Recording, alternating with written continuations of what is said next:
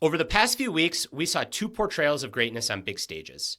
The first came at the Screen Actors Guild, or SAG Awards, where Timothée Chalamet won Best Performance by a Male Actor for portraying Bob Dylan in the movie A Complete Unknown. Chalamet's speech was understated. He took the stage, he thanked some core people in his life, he spoke about his dedication and his commitment to this film, and then he said that what he really cares about is greatness. While the award and trophy is nice, he is on a never-ending path to better himself.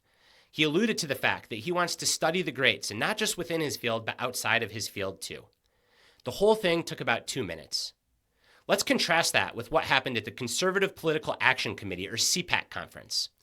There, shortly after bragging about how he makes people work 120-hour weeks, Elon Musk brandished a chainsaw above his head and marched around the stage, signifying just how hard he's working making cuts to the federal government. It was loud, it was in your face, it was much less concerned with actually doing meaningful work and much more concerned with making a show. Now, I don't want to sit here and bash Elon Musk. Perhaps you can get lucky in the startup world once, it's hard to get lucky multiple times. Musk clearly has, or at least he had, great operating chops. But I fear that he's falling for this trap of pseudo-greatness, which again is much more concerned with the performance value of the thing than actually doing the thing.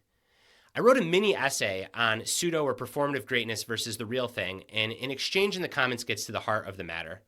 Someone commented in reference to Elon Musk, "It's like WWE wrestling and I think it's great." To which I replied, yeah, it's great if what you care about is pure entertainment value. But all the best actual wrestlers, they're at the University of Iowa, and they're too busy doing wrestling to have any time to worry about performing the act of it. To his credit, this commenter popped back in and said, wow, that's the most honest thing I've read on the internet today. Touche. Now, I don't really fault him because increasingly we live in a world of performative everything.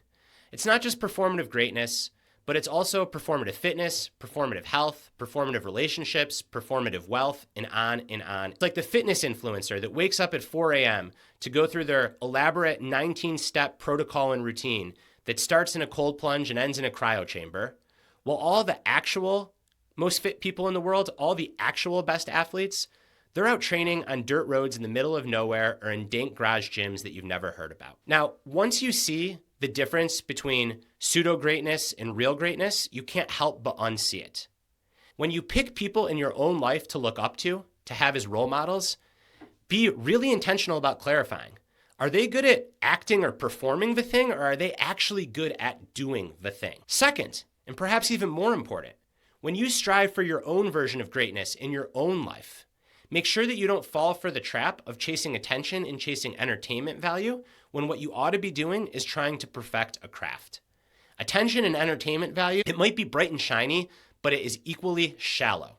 It's short-lasting, and it leads to a craving for more. Deep work, the satisfaction that you get from committing to a craft, from humbly going about your business, from having confidence based on evidence, from quietly showing up and doing the work and letting the work stand for itself, that is the source of deep satisfaction and fulfillment in life. I hope you found this video interesting. I hope that now you'll forever be able to identify pseudo-greatness versus the real thing.